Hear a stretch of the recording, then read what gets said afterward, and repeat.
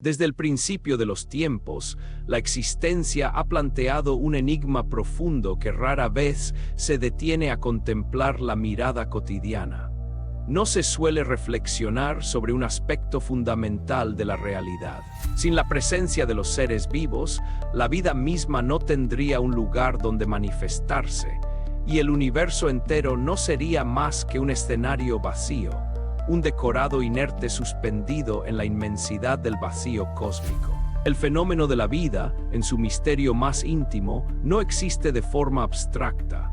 Se hospeda y se encarna en los cuerpos físicos, se arraiga en el psiquismo de cada especie y se expresa a través de los agentes que la hacen vibrar en el tablero de la realidad. Pero la cuestión se vuelve todavía más compleja y fascinante cuando se alcanza una comprensión aún más misteriosa. Es en la mente de los seres sintientes donde la vida efectivamente ocurre, donde adquiere color, dolor, trascendencia y significado. Ante este panorama, surge una de las preguntas más inquietantes del caminar humano, aquella que busca descifrar cuántas categorías de agentes posee la vida universal y qué tipos de psiquismo ha dispuesto la naturaleza en el gran juego de la existencia. En esa búsqueda incansable de respuestas, el pensamiento humano ha encendido grandes hogueras para iluminar la densa oscuridad de la ignorancia. Entre esas luminarias destacan dos figuras colosales, dos faros intelectuales y espirituales cuyos legados continúan resonando con una fuerza incontenible en el corazón de la historia. Por un lado, aquel maestro de Galilea que caminó por las tierras áridas ofreciendo una doctrina de amor y comunión. Por el otro, el filósofo de las cumbres alpinas, el pensador de la sospecha que con su martillo filosófico desafió los cimientos de la civilización occidental. Al contemplar sus legados, no se juzga a los hombres de carne y hueso que fueron, cuyas vidas privadas escapan al análisis implacable del tiempo, sino la inmensa contribución, el profundo compendio filosófico y humano que ambos ofrecieron a la posteridad.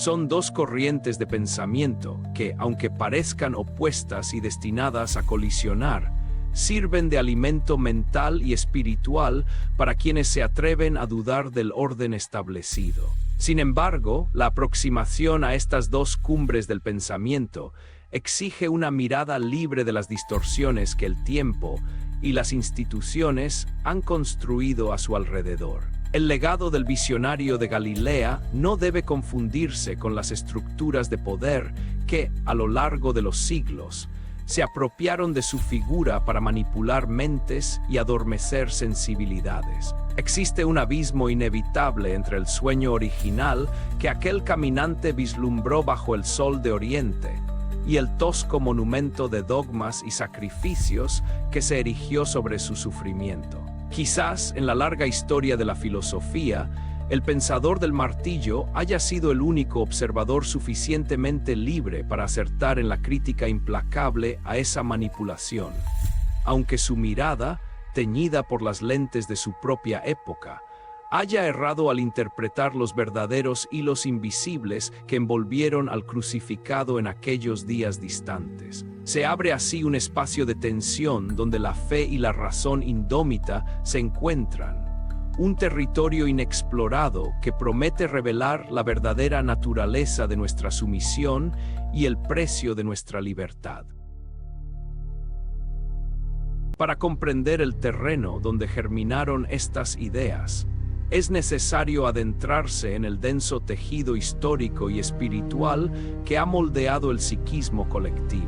La humanidad ha avanzado por los siglos cobijándose bajo el manto de pactos antiguos, alianzas selladas con el temor y la reverencia hacia divinidades exigentes que demandaban obediencia absoluta a cambio de protección y orden. En ese contexto, la figura del creador del antiguo pacto se alzaba como una sombra imponente, un legislador cósmico cuya voluntad dictaba el destino de las naciones y el comportamiento de cada individuo. La vida humana, por tanto, se desarrollaba dentro de un enjaulamiento invisible, donde los límites de lo que era lícito pensar, sentir y desear estaban rígidamente predeterminados por el miedo al castigo y la promesa de una recompensa ultraterrena. Este escenario de confinamiento psíquico no fue un accidente de la historia, sino el resultado de un largo proceso de domesticación.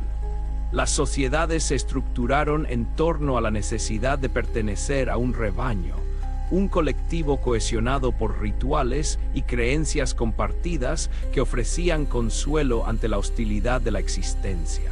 Bajo esta influencia, el ser humano aprendió a desconfiar de sus propios instintos, a mirar con recelo la fuerza salvaje de su vitalidad y a someter su voluntad individual a los dictados de una autoridad exterior.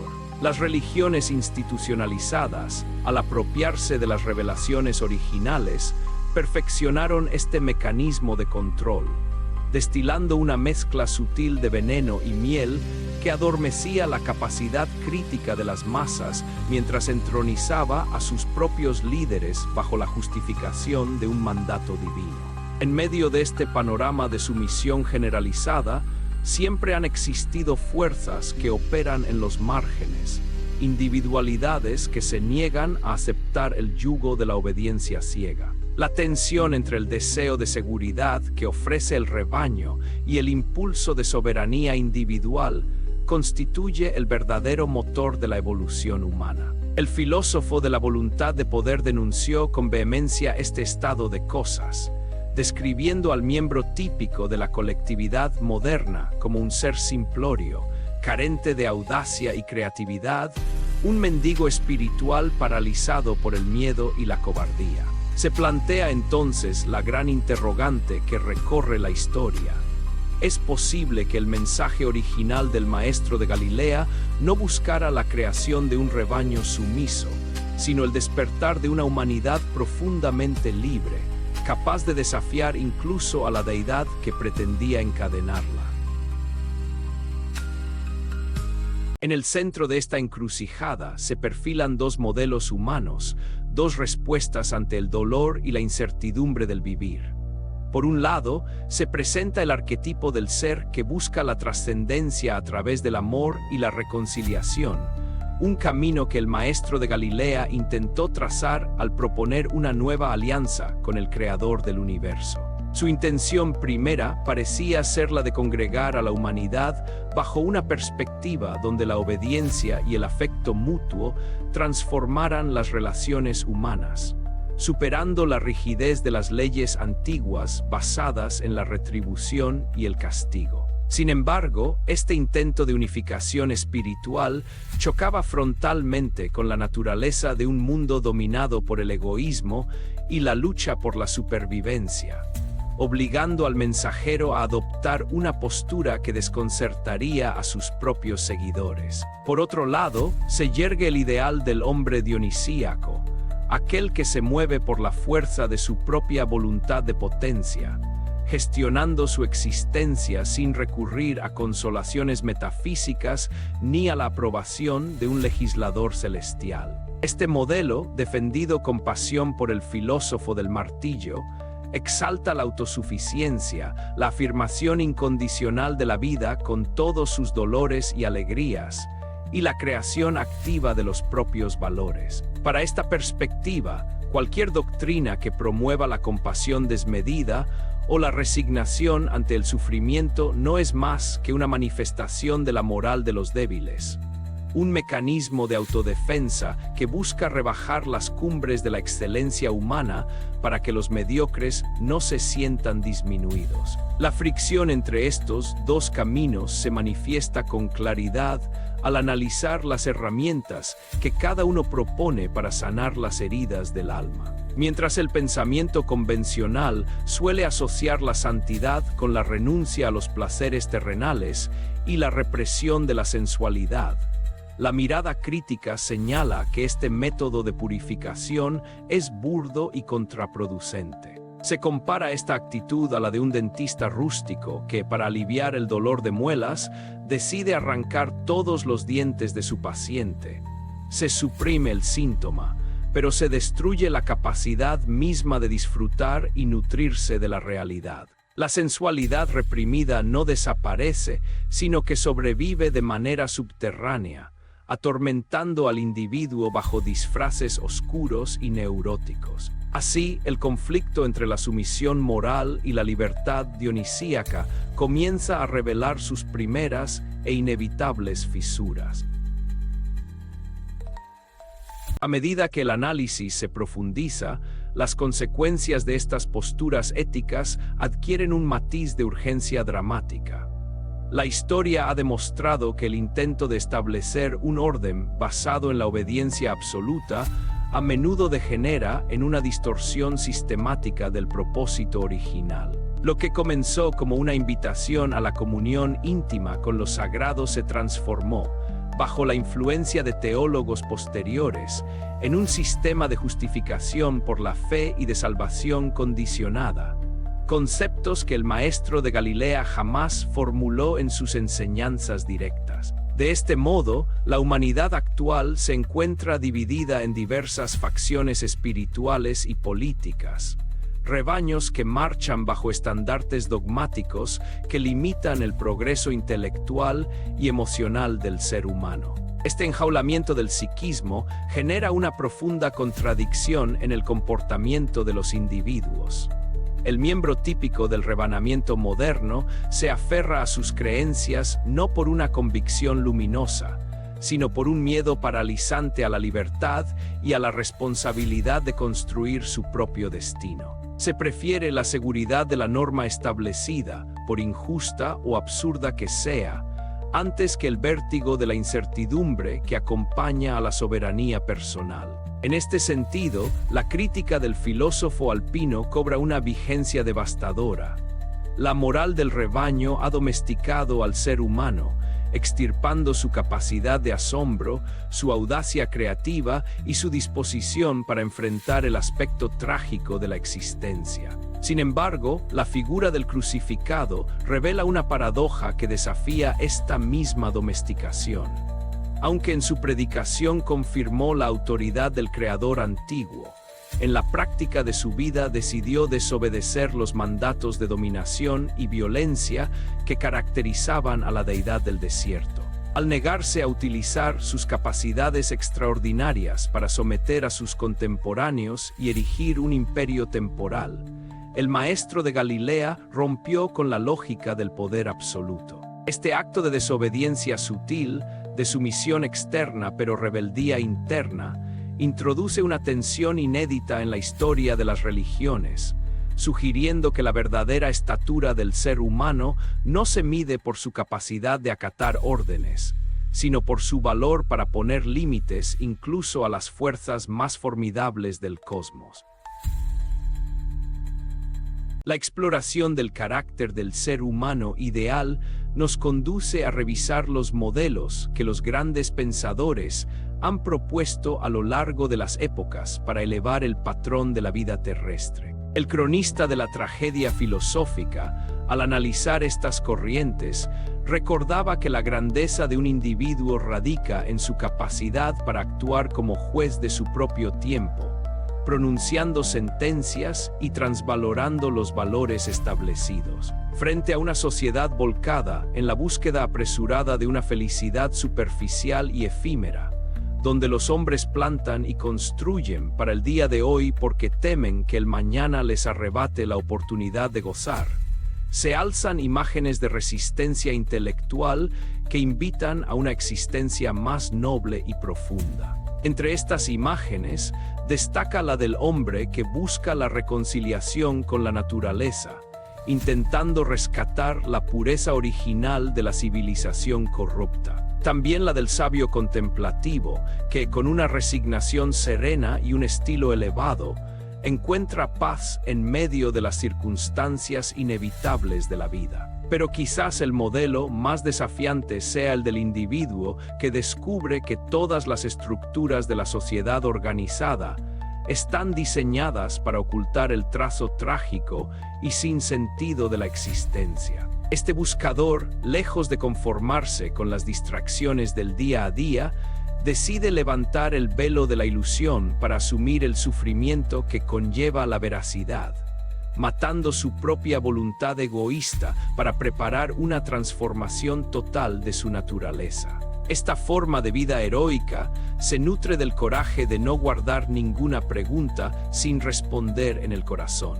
El verdadero filósofo, el espíritu libre, debe asemejarse al héroe trágico que, buscando explicación sobre su propio y pavoroso destino, continúa investigando sin descanso, aun cuando presiente que las respuestas que encuentre habrán de desencadenar su propia ruina. Es este heroísmo el que se reconoce en figuras que desafiaron el curso normal de los acontecimientos humanos, haciendo de sus vidas no lo que la sociedad esperaba de ellas, sino el resultado de una elección consciente y soberana. Cuando un individuo decide romper con el mandato de la obediencia ciega, asume el riesgo de enfrentarse a la incomprensión y al aislamiento, pero conquista el derecho de poseer su propia mente.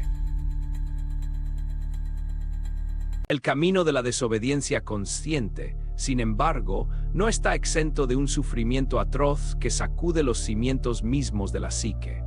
Cuando un ser humano decide plantarse ante las exigencias de una fuerza superior y pronunciar un rotundo no, el universo entero parece conspirar para quebrantar su resolución.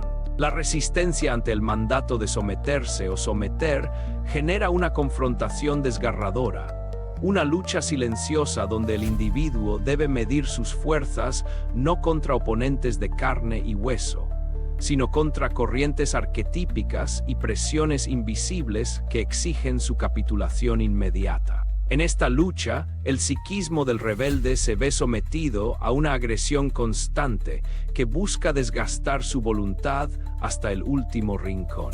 La tentación de ceder, de regresar a la comodidad del rebaño y aceptar las explicaciones sencillas que ofrece la fe infantilizada, es inmensa. Aquellos que se atreven a dudar de las intenciones de los seres poderosos, que se presentan como guardianes del orden cósmico, a menudo se encuentran perdidos en un laberinto de angustia, buscando en vano un panorama comprensible donde sus visiones y certezas puedan tener cabida. La huida de este destino impuesto se convierte en una odisea trágica, un intento desesperado por escapar de un diseño que parece escrito de antemano por fuerzas ajenas a la voluntad humana. Lo trágico de esta situación es que en muchas ocasiones, el intento de escapar del destino trazado por las divinidades manipuladoras conduce al individuo a encontrarse una y otra vez con la misma presencia que deseaba evitar.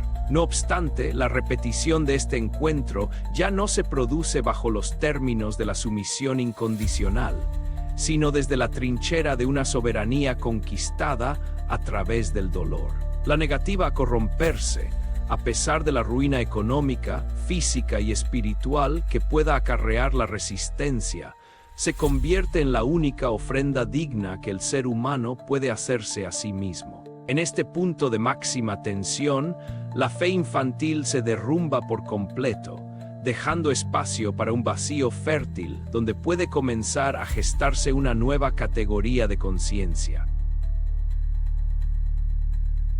La madurez del espíritu exige, por lo tanto, el abandono definitivo de toda creencia que debilite la voluntad y promueva la dependencia emocional de fuerzas externas. El tipo de ser humano, sumiso que las instituciones religiosas han moldeado a lo largo de los siglos, ha producido un modelo de creyente infantilizado, un individuo incapaz de sostener la mirada ante los misterios de la existencia sin el auxilio de un dogma reconfortante. Este estado de minoría de edad espiritual no solo limita el desarrollo de la inteligencia, sino que también ahoga la sensibilidad estética y ética, impidiendo que la vida terrestre sea experimentada en toda su plenitud y dignidad.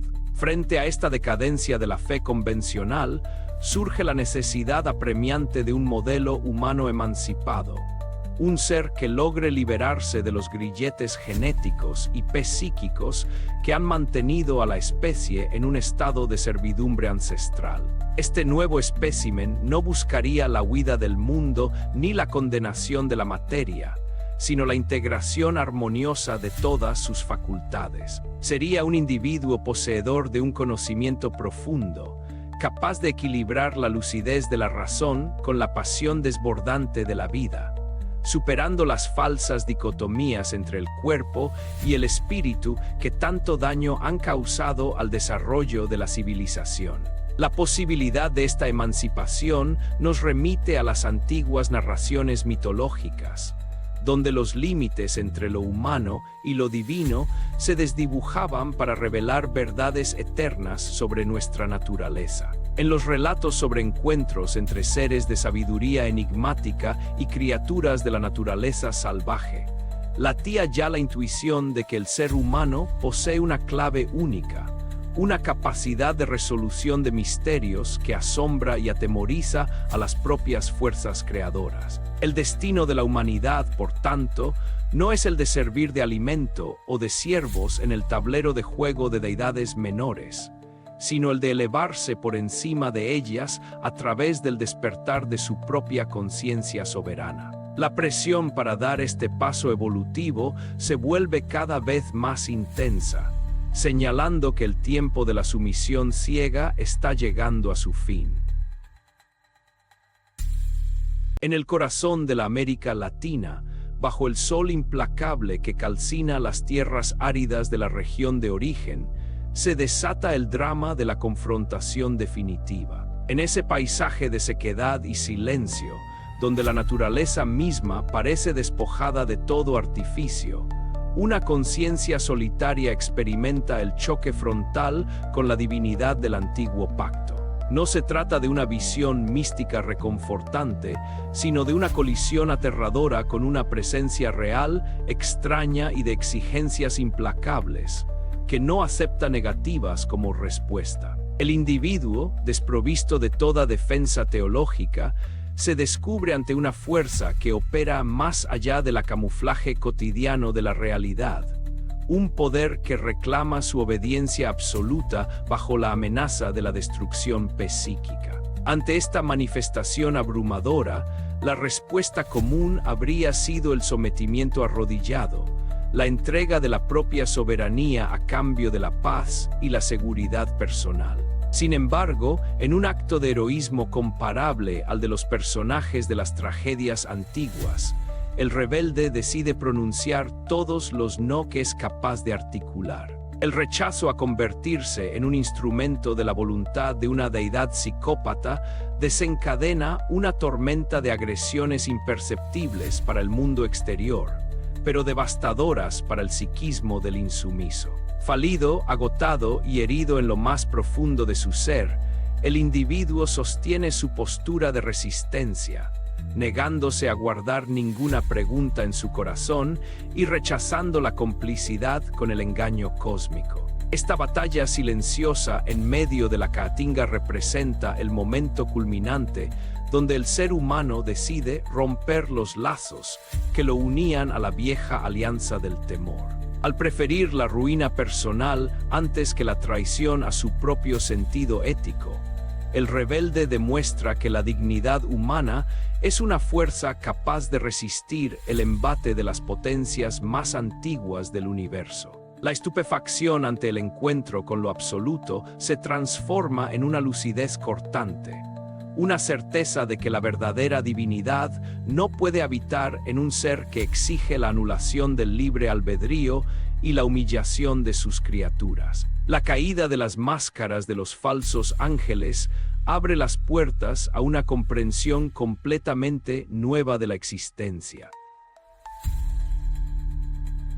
La tormenta de la confrontación cede finalmente, dejando tras de sí un paisaje de devastación interior, pero también de una claridad inquebrantable. El individuo que ha sobrevivido a la agresión de las fuerzas arquetípicas se encuentra en un estado de quietud profunda, contemplando las ruinas de sus antiguas certidumbres con una mirada desprovista de ilusión y de rencor.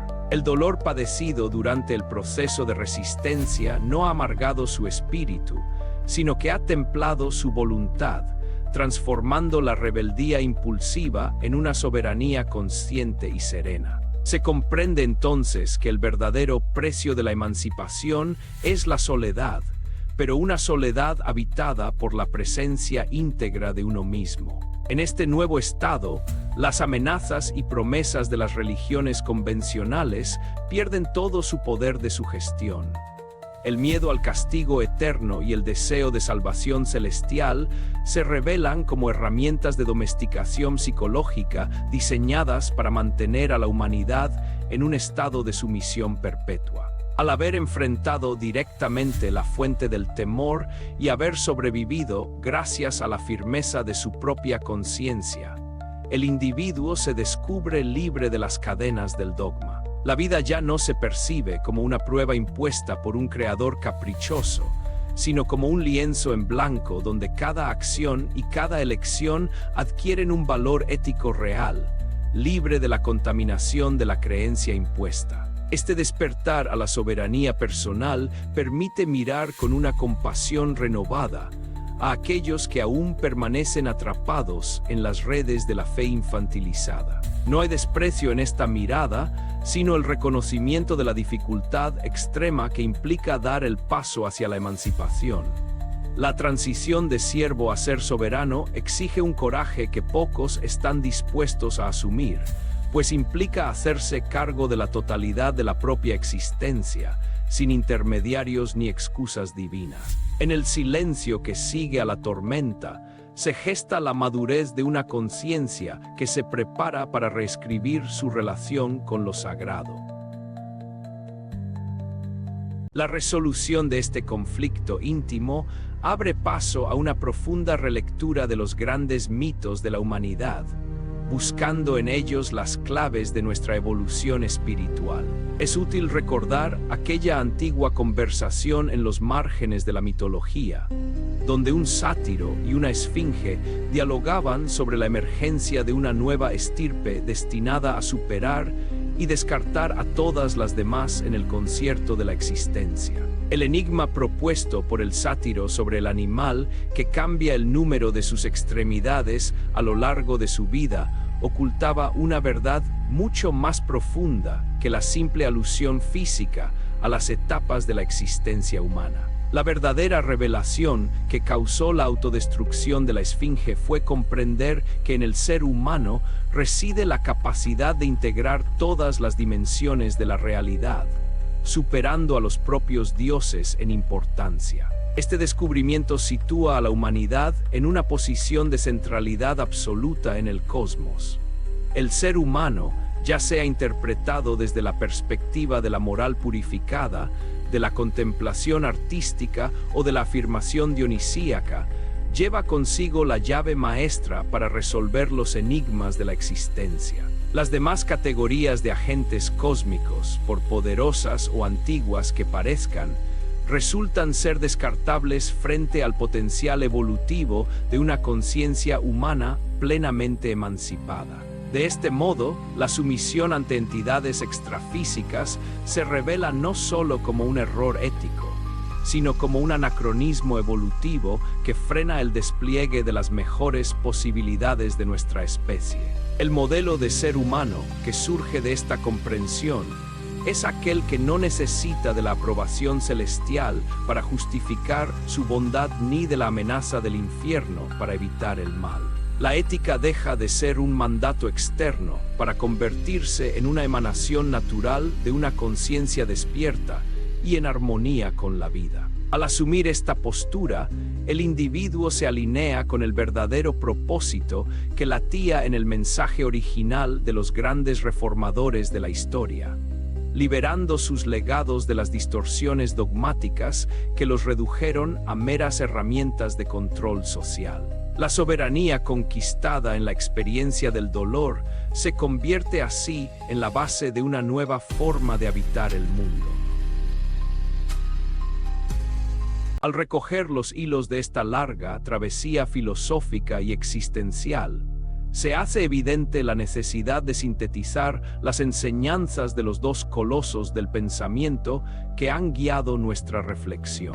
El maestro de Galilea, al proponer un modelo de sumisión atenuada, demostró con su propia vida que es posible reconocer la existencia de un orden cósmico superior sin por ello someterse a la lógica de la violencia y la dominación. Su decisión de no utilizar capacidades extraordinarias para construir un imperio terrenal fue el primer gran acto de resistencia contra el diseño de dominación que pretendía imponer la deidad del antiguo pacto. Este gesto abre la posibilidad de una relación con lo divino basada en la gnosis, en el conocimiento íntimo y liberador, y no en el temor reverencial. Por su parte, el filósofo de las cumbres alpinas nos ofrece la herramienta indispensable de la sospecha, obligándonos a cuestionar cada uno de los valores que hemos heredado de una cultura domesticada. Su defensa de la voluntad de potencia y del aspecto dionisíaco de la existencia sirve de antídoto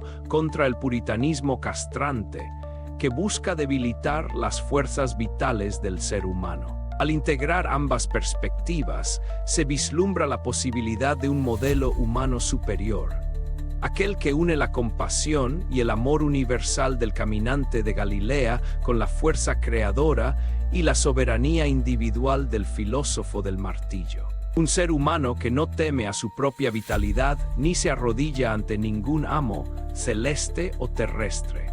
Esta síntesis no busca complacer a los defensores de los dogmas establecidos ni a los propagadores de ideologías reduccionistas. Es una propuesta incómoda que exige de cada individuo un esfuerzo constante de reciclaje de sus propios conceptos y una disposición absoluta para enfrentar las verdades más pavorosas del vivir.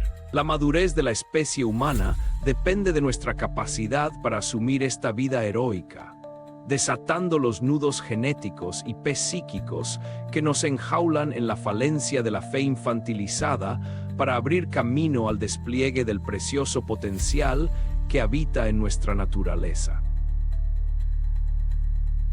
En última instancia, la gran pregunta que cada individuo debe responder en el transcurso de su propia existencia es si elegirá el camino de la comodidad del rebaño o el de la riesgosa conquista de su soberanía espiritual. La fe que infantiliza y que busca perpetuar la sumisión bajo la promesa de un consuelo ajeno a este mundo solo conduce a la degradación de la estatura moral del ser humano. Para que la vida terrestre sea verdaderamente digna de ser vivida y contemplada, es indispensable que surja un modelo de conciencia esclarecida, equilibrada y profundamente emancipada de los antiguos grilletes dogmáticos. Un ser que sea capaz de sostener la mirada ante el abismo de la realidad sin perder la alegría de existir. El aspecto dionisíaco de la existencia, cuando se encuentra inteligentemente anclado en la armonía y la belleza de lo apolíneo, ofrece el verdadero combustible para el progreso del bien, de la belleza y de la vida misma. Al despojarnos de las vestiduras del temor reverencial y asumir la responsabilidad plena de nuestros actos y valores, nos elevamos hacia la condición de creadores de significado en un universo que aguarda nuestro despertar. La desobediencia consciente ante los falsos imperativos de sumisión no es un acto de soberbia, sino la afirmación más alta de nuestra dignidad esencial. Que este viaje a través de las ideas y las confrontaciones más íntimas de la conciencia sirva de invitación para abandonar toda sumisión que empequeñezca el alma. La verdadera trascendencia no se encuentra en la obediencia ciega a deidades celosas, sino en el florecimiento pleno de la conciencia humana, capaz de descifrar los enigmas más oscuros y de construir, en medio de las dificultades del mundo, una existencia libre, soberana y profundamente bella.